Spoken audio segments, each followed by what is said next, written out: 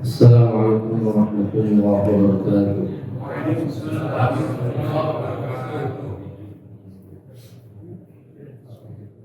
Alhamdulillah wa kafa wassalatu wassalamu ala Rasulillah Mustafa wa ala alihi wa ashabihi wa mawalah wa ba'd.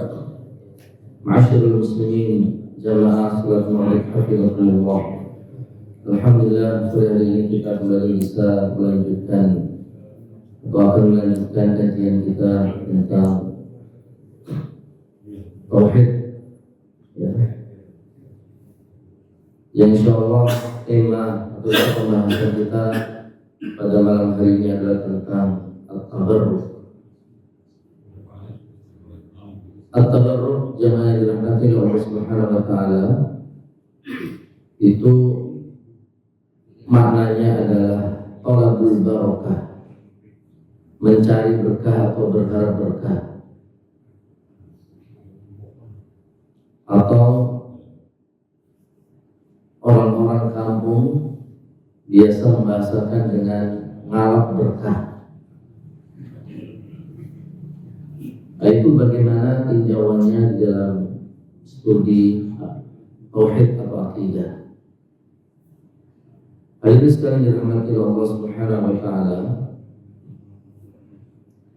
al-barakah adalah maknanya kebaikan.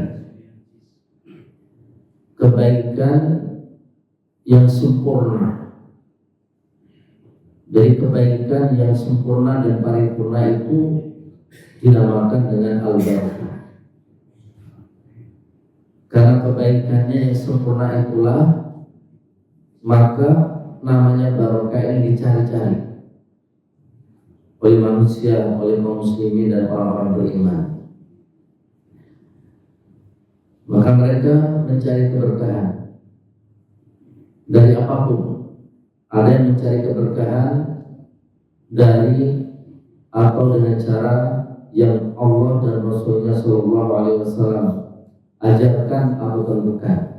Ada sebagian manusia yang di dalam mencari keberkahan melampaui apa yang mestinya, ya, menjadi batas dibolehkannya manusia mencari keberkahan, mencari berkah dari selain Allah Subhanahu wa taala, atau mencari berkah dari sesuatu yang tidak ada petunjuk sama sekali dalam Quran dan Sunnah bahwa perkara itu atau sesuatu itu bisa memberikan keberkahan. Maka hukum asal mencari berkah sebenarnya adalah masyru', disyariatkan,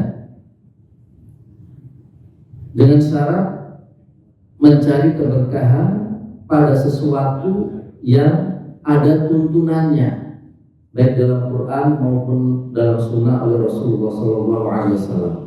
Hukum asal mencari berkah adalah boleh selama sesuai dengan aturannya, ya. Sesuai dengan aturannya, yaitu mencari berkah dari Allah Subhanahu wa taala atau dari sesuatu yang Allah sampaikan bahwa sesuatu itu adalah sumber keberkahan. Dan sumber keberkahan itu yang pertama adalah Allah sendiri. Allah itu adalah sumber keberkahan. Dalam surat Al-Mulk Allah mengatakan tabarakalladzi biyadihil mulku wa huwa 'ala kulli syai'in qadir. Jadi Allah itu adalah zat yang maha berkah. Maka barang siapa ingin mendapatkan keberkahan hendaklah mencari dari sumber keberkahan itu, yaitu Allah Subhanahu wa taala. Di antara sumber keberkahan yang Allah sampaikan juga di dalam Al-Quran itu adalah Al-Quran. Allah mengatakan hadza dzikrun mubarakun anzalnahu, dan ini adalah Al-Quran yang penuh dengan berkah yang kami turunkan. Maka mencari berkah dari Allah Subhanahu wa taala melalui Al-Quran dibolehkan, karena Allah sendiri mengatakan bahwa Al-Quran itu penuh dengan keberkahan. Dan apapun yang disifati oleh Allah dengan penuh keberkahan, boleh mencari berkah Allah melalui sesuatu itu yang dikatakan oleh Allah sebagai sesuatu yang penuh dengan keberkahan itu. Ada juga hadis yang menyatakan bulan Ramadan itu bulan penuh keberkahan. Waja'akum syahrul mubarak, datang kepada kalian bulan yang penuh keberkahan. Maka orang mencari keberkahan dengan bulan Ramadan, dengan amal-amal di bulan Ramadan, maka itu mencari keberkahan yang disyariatkan. Karena Allah mengatakan Ramadan termasuk bulan yang penuh dengan berkah.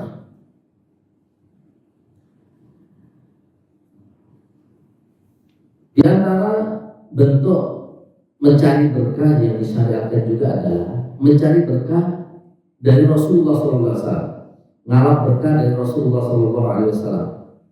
Sebagaimana di dalam sunnah dari Anas radhiyallahu anhu, ia berkata, "Kana Rasulullah sallallahu alaihi wasallam idza shalla al-ghadata jaa khadamul Madinah bi aniyatin fiha al-ma." Rasulullah SAW ketika sudah sholat ya, pagi, bisa subuh atau bisa duha, tidak disebutkan, datang pelayan dengan membawa bejana-bejana yang berisi air. Fama yu'ta bi ina'in illa ghammasa yadahu fiha. Setiap kali Rasulullah diberikan atau didekatkan kepadanya bejana air, beliau menenggelamkan tangannya ke dalam air itu, ngobok air itu atau nyentuh air itu. Farubbama ja'uhu fil ghadatil baridah. Terkadang mereka lain-lain itu datang kepada Rasulullah pada pagi yang dingin, pada musim dingin. Fayaghmisu yadahu fiha, maka Rasulullah SAW menenggelamkan tangannya ke dalam air itu untuk diharapkan keberkahannya dari air yang ditenggelamkan tangannya, dikobok di tangan Rasulullah SAW itu. Juga dalam hadis Abu Juhaifah, ia berkata, kharaja Rasulullah SAW bil hajrati ila al-badha, wa tawaddu'a thumma shalla dhuhra rak'ataini wal 'asra rak'ataini wa bayna yadayhi 'anaza. Qala wa qama an-nasu faja'alu ya'khuduna yadayhi wa yamsahuna biha wujuhahum. Qala fa akhadtu bi yadihi fa wada'tuha 'ala wajhi fa idha hiya abradu min al-thalji wa atyabu raihatan min al-miski. Jadi Rasulullah SAW ya, ketika keluar kemudian wudu dan sholat zuhur 2 rakaat dan asar 2 rakaat ya. Ini kisah di dalam perjalanan ya. Rasulullah SAW melakukan qashar terhadap sholat zuhur dan asar atau jamak qashar. Maka setelah itu orang-orang atau para sahabat berebut memegang tangan Nabi. Lalu setelah memegang tangan Nabi, mereka usapkan tangan itu ke muka-muka mereka. Qala Abu Juhaifah berkata, aku pun mengambil tangan Nabi, aku pun merebut tangan Nabi. Fa wada'tuha 'ala wajhi, lalu aku usapkan di mukaku. Fa idza hiya abradu min al-thalji. Ternyata tangan Nabi itu dingin, lebih dingin dari es, kata beliau. Wa ia muraihatan min miski, dan lebih harum daripada minyak kasturi. Ini dalil bolehnya manusia itu mengambil keberkahan dari fisik Rasulullah. Tangan Rasulullah diusapkan ke muka kita, atau bekas kita memegang tangan Rasulullah kita usapkan. Tangan kita yang kita usap setelah memegang tangan Rasulullah SAW. Dalilnya adalah apa yang dilakukan oleh sahabat terhadap Rasulullah SAW.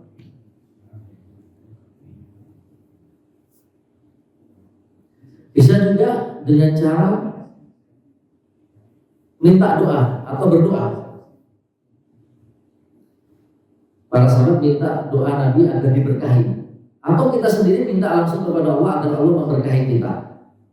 Seperti doa yang diajarkan oleh Rasulullah SAW, Allahumma barik lana fi madinatina wa fi thimarina wa fi mudurina wa fi suwaina barakatan ma'a barakah.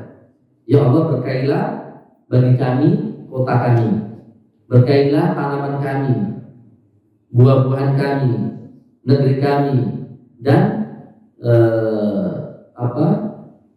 sok kami. Sok itu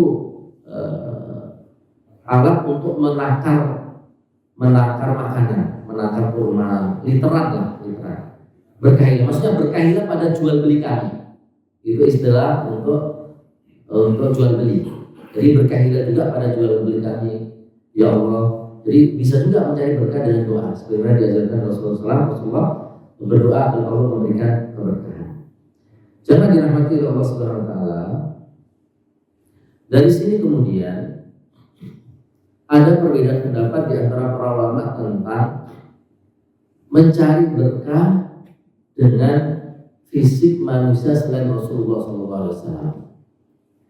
Yang disepakati adalah kalau fisiknya Nabi nggak ada perbedaan, ulama nggak ada perbedaan. Kalau fisiknya Nabi boleh, karena para sahabat berebut memegang tangan Nabi dan mengusap muka mereka untuk mendapatkan berkah dari Rasulullah SAW. Sahabat juga pernah rebutan bekas air wudhu Nabi untuk mendapatkan keberkahan dari bekas air wudhu Nabi itu. Sahabat juga mengalami berkah dari rambut Nabi, juga ada riwayat. Bahkan dari semua bekas-bekas yang pernah dipakai Nabi itu dilakukan di sahabat untuk mencari berkah. Nah, kalau ini tidak masalah karena sahabat melakukan itu. Sahabat melakukan itu dan Nabi SAW tidak mengingkari.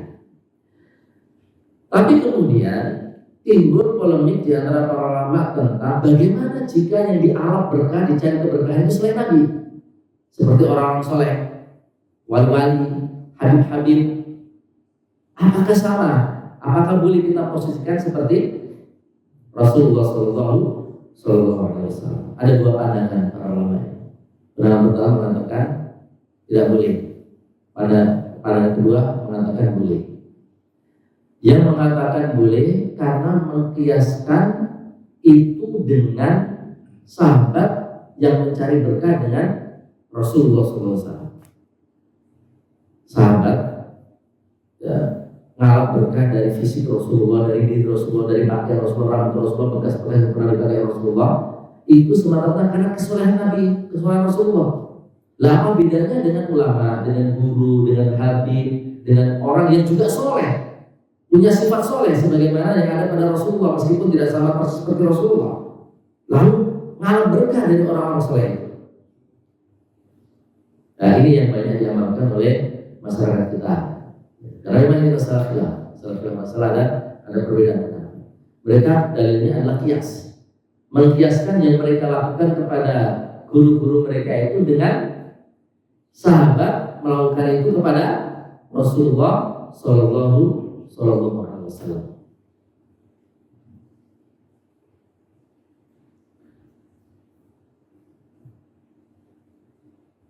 Mereka juga berdalil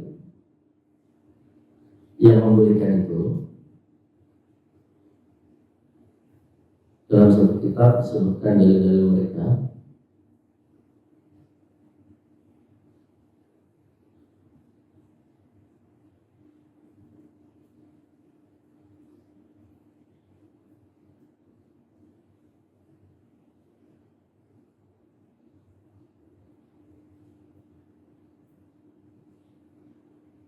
Jadi ada dalil diantaranya adalah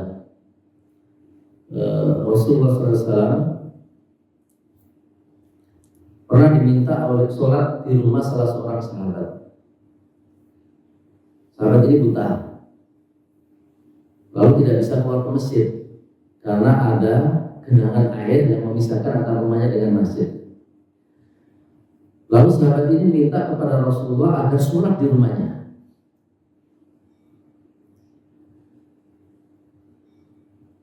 Setelah Rasul datang dan sholat di rumahnya, disediakan tempat tertentu dalam rumahnya. Lalu oleh sahabat ini, tempat di mana sholat Nabi itu selalu dipakai untuk mencari berkah. Jadi dikhususkan bekas Nabi sholat di situ itu kayak dikeramatkan istilahnya, kalau dikeramatkan. Jadi tiap hari dia mencari berkah dengan melakukan sholat di situ. Bagi mereka yang membolehkan, kalau itu dilarang, pasti Rasulullah SAW yang mendengar itu akan mengingkari. Atau zaman itu kan zaman masih turunnya Quran. Zaman masih turunnya Quran, ketika ada pelanggaran syariah yang dilakukan di sahabat itu pasti akan turun ayat. Biasanya turun ayat dan menegur. Tapi ketika tidak ada teguran, maka apa yang dilakukan oleh sahabat itu berarti tidak salah. Dan apa bedanya jika ada orang soleh misalkan sholat di satu tempat, soleh sekali, kemudian sholat di tempat, lalu kita khususkan tempat itu bagi mereka yang mengatakan boleh. Atau orang soleh minum dari air gelas ini misalkan, lalu kita pun minum dari gelas itu, atau meminta agar minum dari sisa gelas dia untuk mencari berkah. Jadi mereka mengkiaskan yang mereka lakukan saat ini itu dengan apa yang dilakukan oleh sahabat terhadap Rasulullah SAW. Adapun yang tidak memperbolehkan, dalilnya adalah bahwa ini perkara tidak bisa dikiaskan. Mengkiaskan Nabi dengan orang lain meskipun soleh itu kias yang berbeda. Pada dalam kaidah kias, antara sesuatu yang dikiaskan dengan induk kias itu harus sama sifat. Sementara Nabi dengan orang-orang soleh biasa berbeda. Nabi dengan manusia biasa beda. Maka manusia biasa meskipun soleh tidak bisa dikiaskan dengan Nabi. Nah, itu dari sisi bantahan kiasnya. Kedua, setelah Nabi Muhammad SAW wafat, itu Nabi atau sebelum wafat, Nabi tidak pernah memerintahkan agar sahabat itu saling mengalap berkah dari yang lainnya. Padahal sahabat itu adalah manusia-manusia yang soleh, dan kesolehannya, kebaikan mereka itu direkomendasikan oleh Al-Quran. Wasabiquna al-awwaluna minal muhajirin wal ansar dan seterusnya. Tapi tidak pernah Nabi itu mengatakan kepada para sahabat, ambillah keberkahan dari sebagian sahabat dalam mengambil keberkahan dari sebagian yang lainnya. Dan setelah Nabi wafat juga tidak pernah terjadi atau ada riwayat yang menjelaskan, yang menginformasikan kepada kita bahwa sahabat-sahabat mengambil berkah kepada sahabat-sahabat senior. Manusia terbaik setelah Nabi siapa? Abu Bakar. Berarti yang paling soleh, paling beriman setelah Nabi ya Abu Bakar. Tidak pernah ada riwayat pun, satu pun riwayat ditemukan sahabat ngambil berkah dari Abu Bakar, itu nggak ada. Nggak ada ditemukan riwayat sahabat ngambil berkah dari Umar yang terbaik kedua. Nggak pernah ditemukan riwayat sahabat mengambil berkah dari Utsman yang terbaik ketiga. Nggak pernah ada riwayat ditemukan sahabat mengambil berkah dari Imam Ali yang terbaik keempat. Ini kan urutan terbaik yang disepakati ulama. Pertama Abu Bakar, Umar, Utsman dan Ali. Nggak ada riwayat yang menceritakan kepada kita bahwa para sahabat itu mengambil berkah dari mereka. Yang ada itu sahabat mengambil berkah dari Nabi saja. Seandainya itu boleh, ini versi pendapat yang tidak memperbolehkan ya. Seandainya itu boleh, sudah pasti sahabat-sahabat itu akan giat mengambil berkah dari orang-orang soleh senior di antara mereka, yaitu Abu Bakar, Umar, Utsman, dan Ali. Karena mereka orang yang selalu antusias untuk mendapatkan kebaikan, selalu semangat untuk mencari kebaikan dan keberkahan, sebagaimana mereka semangat sampai ngambil sisa air wudhunya Nabi, rebutan megang tangan Nabi untuk diusap di kepalanya, di mukanya dan sebagainya. Mereka semangat untuk selalu mendapatkan kebaikan dan keberkahan. Kalau seandainya itu boleh, tentu pasti akan ada riwayat-riwayat yang menjelaskan bahwa para sahabat itu mengambil berkah atau berebut mengambil berkah dari Abu Bakar, tapi nggak pernah ada. Nggak pernah ada yang menceritakan sahabat berebut berkah keberkahan dari Abu Bakar, sebagaimana mereka berebut mencari berkah dari Rasulullah SAW. Dan setelah Nabi wafat pun tidak ada sahabat itu mengambil berkah dari kuburan Nabi, nggak ada. Sehingga orang-orang yang mengambil berkah dari orang-orang mati meskipun orang-orang soleh, ya, kalau kuburannya diusap-usap, katanya kuburannya lalu diusapkan ke mukanya atau ke apa saja untuk mencari berkah, itu perlu dasar, karena sahabat tidak melakukan itu, Jadi bantahan dari sisi kiasnya, kias manusia biasa kepada Nabi, ini kias yang perlu dipertanyakan. Ya meskipun ini masalah khilafiyah. Yang kedua adalah bahwa sahabat setelah wafatnya Nabi tidak ada diceritakan bahwa mereka berebut mencari berkah dari Abu Bakar, Umar, Utsman atau Ali.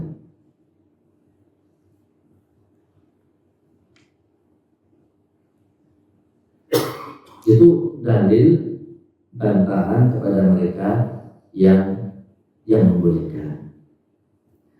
Maka kemudian hukum tabarruk itu hadirin dirahmati Allah SWT dibagi menjadi 3. Ada at-tabarruk al-masyru', tabarruk yang disyariatkan, yaitu ngalap berkah, mencari berkah yang disyariatkan, yaitu dengan perkara-perkara yang disyariatkan, seperti mengambil berkah dengan asma